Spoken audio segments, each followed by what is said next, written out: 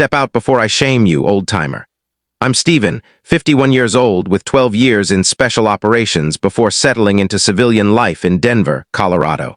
The young guy flexing his biceps at me thinks those muscles make him formidable. His name's Jake, and he's been coaching my wife, Diana, for 3 months now. Personal training sessions that stretch late, messages at strange hours. The kind of attention that makes a spouse take note. I stood in the entrance of PowerFlex Gym, observing him stride toward me with that cocky walk young men have when they believe they rule the world. The evening crowd was dense around us, office workers sweating off stress, college students showing off for one another.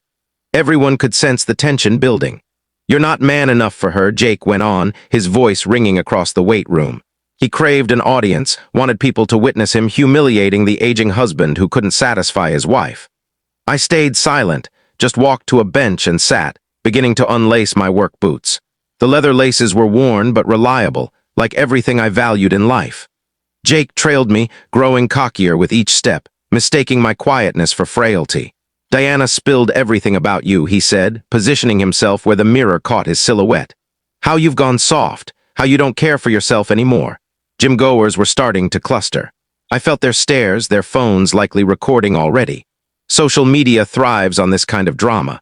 Older guy getting schooled by a young trainer. The narrative would write itself.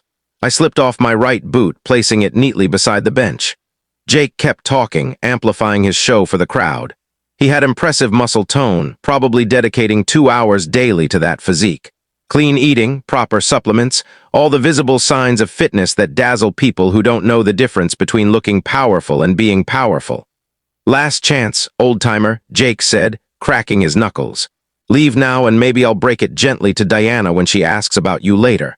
I started on my left boot, taking my time with the laces. The crowd grew antsy. They wanted action, eager to see what happens when youth clashes with age, when new bravado meets old dignity. What they didn't grasp was that they'd already missed the critical moment. The instant Jake chose to make this public, he'd already lost.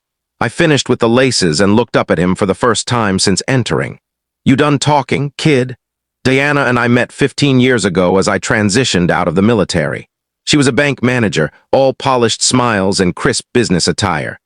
I was drawn to her poise, the way she handled tough clients with a patience I admired. We wed after 2 years, bought a home in Highlands Ranch, and talked about children that never arrived. The military taught me to read situations, to spot when patterns shift. Diana's patterns had been changing for months. Longer gym hours, new outfits showing more skin, a detachment in her tone when discussing her day. I'd brought it up once softly, and she dismissed it as midlife fitness goals. Jake Rodriguez entered our conversation slowly, first as the new gym coach, then as "Jake says this move is better," then as late-night texts she claimed were workout plans. I'd been deployed in enough hostile zones to recognize when someone was scouting my position. 3 weeks ago, I drove by the gym during what should have been Diana's session. Her car wasn't there. When I asked later, she said she'd switched to morning workouts, but her gym bag was still in the closet, untouched, and she came home smelling of perfume, not sweat.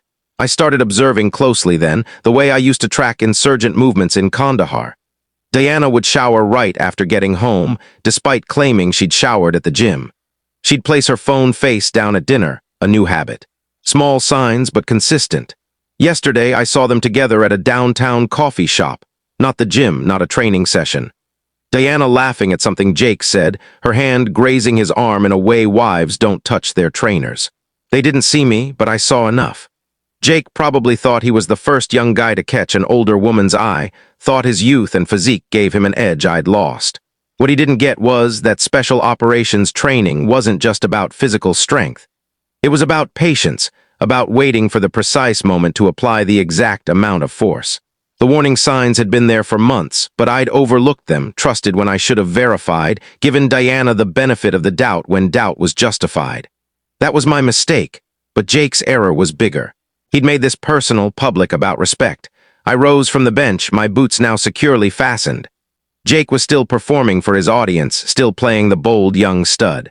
He had no clue that everything he'd said and done was about to cost him more than he'd ever imagined. "So what's it gonna be, old-timer?" Jake asked, squaring his shoulders. "You gonna do something or just sit there like you do at home?" That last jab hit differently. Not because it stung, but because it confirmed my suspicions. Diana had been sharing our private life, details meant for husband and wife, painting me as the neglectful spouse who didn't value what he had. I finished securing my shoes and stood slowly, stretching my back deliberately. Jake saw this as frailty, age catching up. He was half right. I was 51, not 25. But what he didn't grasp was that those years taught me things his gym sessions never could.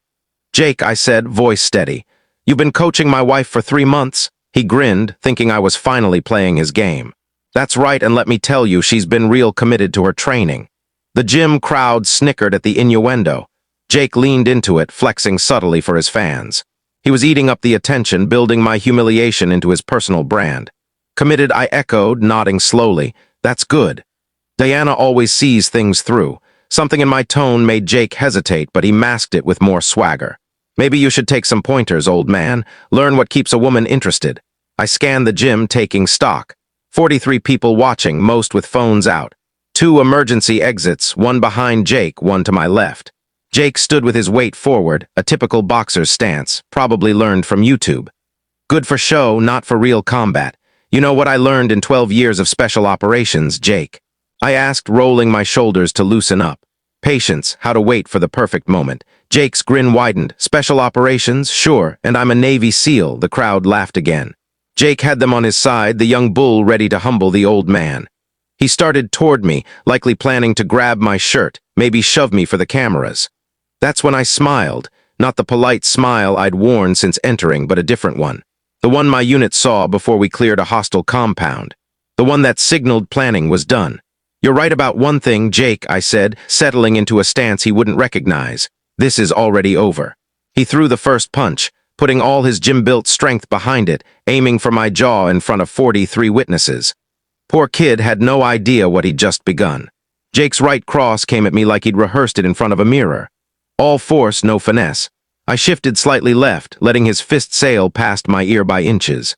His momentum carried him forward off balance, and I nudged his shoulder lightly. He stumbled into the weight rack, 45-pound plates crashing to the floor, the sound booming through the gym like a thunderclap. The crowd burst into surprised laughter. Jake scrambled up, face flushed with embarrassment, scanning to see who'd captured his shame on video. Which was everyone. "Lucky dodge, old man," he growled, but I heard the doubt creeping into his voice. "That hadn't gone as planned, was it?"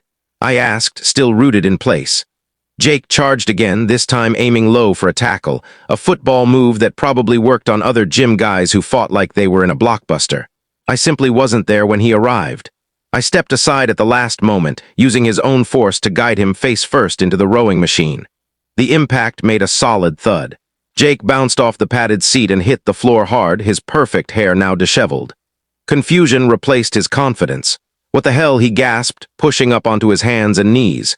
"You're telegraphing," I said calmly. "You drop your right shoulder before a punch. Lean forward before a charge. Rookie errors." The gym went quiet except for the sound of phones recording. Jake's humiliation was being captured from every angle, his tough guy image crumbling live. He looked around desperately, realizing this wasn't the victory he'd promised his audience. "Stand still and fight like a man," he yelled, lunging again. This time, I caught his wrist mid-swing, redirected his momentum, and sent him spinning into the leg press machine. He hit it sideways, the crash echoing through the floor. 2 more gym-goers had their phones out, probably streaming live. Jake was panting, sweat soaking through his tight workout shirt. The cocky smirk was gone, replaced by frustration and growing panic. This wasn't the easy win he'd expected against Diana's husband. "How are you doing this?" he demanded, wiping blood from a split lip. 12 years in special operations, I reminded him. "You thought I was bluffing?" Jake's eyes narrowed. He was starting to see he'd misjudged, but pride wouldn't let him back off. Not in front of this crowd. Not with everything being recorded. "I don't care what you were," he spat. "You're just an old guy now." He came at me again with a wild haymaker that could have knocked me out if it landed. Instead, I ducked under it, let him spin himself around, and gave him a slight push toward the free weights. Jake crashed into a rack of dumbbells, sending 20 and 25-pounders rolling across the floor. Gym members scattered to avoid getting hit, their laughter growing louder with each of Jake's failures. "Stay down, kid," I suggested.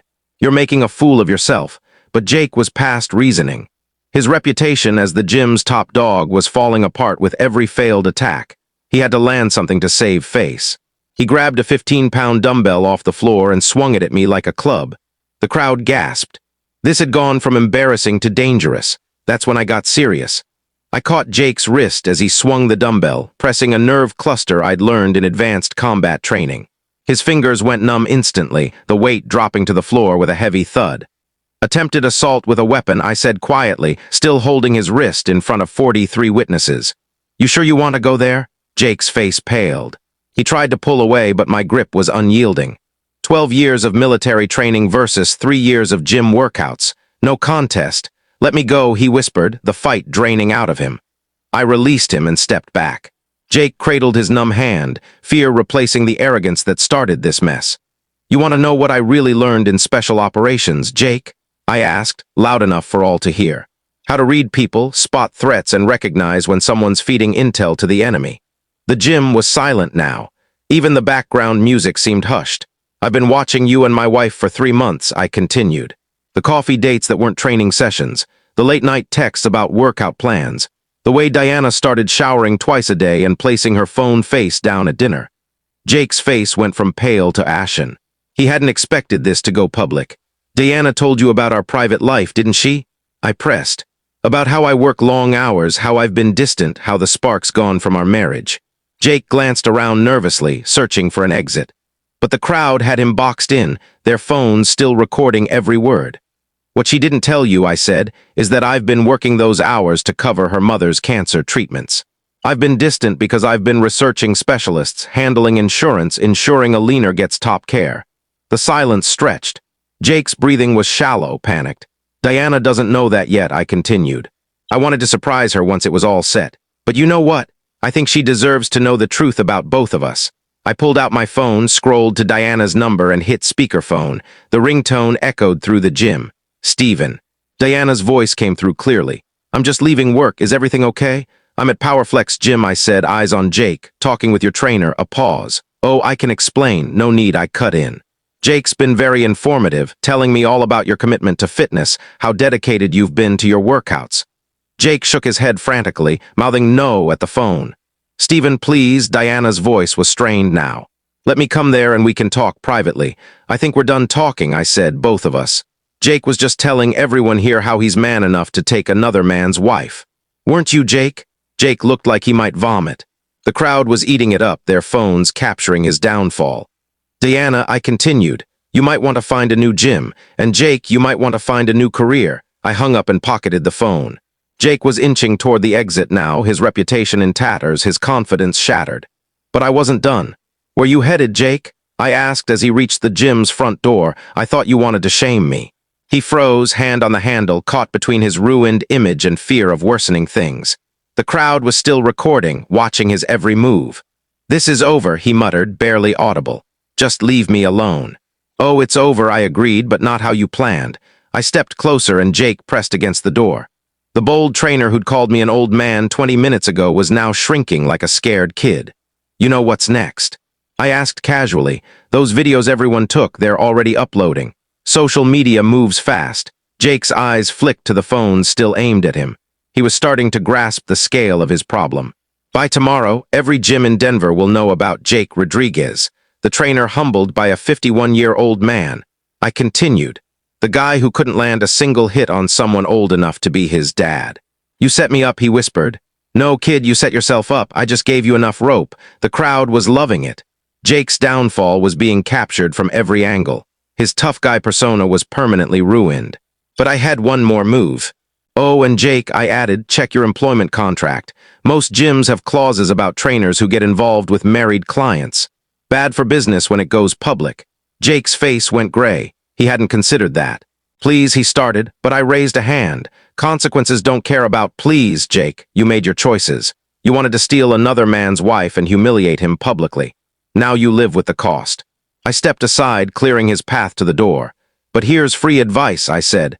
Next time you try to take something from a man, make sure you know what kind of man you're dealing with. Jake fumbled with the door handle, desperate to flee. But before he could, Diana burst through the entrance, her face red from running. Steven, wait, she began, then stopped when she saw Jake's state. His split lip, disheveled hair, the defeated look in his eyes. What happened? She demanded. Your boyfriend tried to teach me a lesson, I said calmly. Didn't go as he expected. Diana looked between us, taking in the crowd with their phones, Jake's humiliated state, the scattered weight equipment. Jake, she said uncertainly, but Jake couldn't meet her gaze. His image as the confident trainer was shattered. He was just a scared kid in over his head. This isn't how I wanted you to find out, Diana said to me, her voice small. Find out what? I asked. That my wife was cheating with a kid who can't even land a punch? I figured that out months ago. Jake pushed past Diana and fled through the door, leaving her standing there before 43 witnesses to their affair. Stephen, please, she said, let me explain. I looked at her for a long moment, then shook my head. No need, Diana, I understand perfectly. I walked past her toward the exit but paused at the front desk, where the gym manager stood, jaw dropped, clearly having seen the whole thing. You might want to review your trainer policies, I told him quietly, and maybe get better liability insurance. Then I turned back to Diana, still frozen in the middle of the gym, surrounded by people recording her shame. Diana, I said, loud enough for all to hear, when you get home tonight, you'll find divorce papers on the kitchen table. My lawyer has copies of the photos from your coffee dates with Jake and the text messages. Amazing what a private investigator can uncover in 3 weeks. Her face went pale. You hired a detective. Special operations taught me to gather intel before engaging the enemy, I said. Your boyfriend thought this was about muscles and attitude. You thought I was too old and tired to notice what was happening in my own home. Diana looked around desperately, realizing her affair was now public, captured on dozens of phones, likely spreading across social media. The house is in my name, I continued. The cars are in my name. The bank accounts we opened when we married, I closed those yesterday and moved the money. Legally, of course. Everything I did was legal. You can't do this, she whispered. Already done, I said. Oh, and Diana, you might want to ask Jake about his job.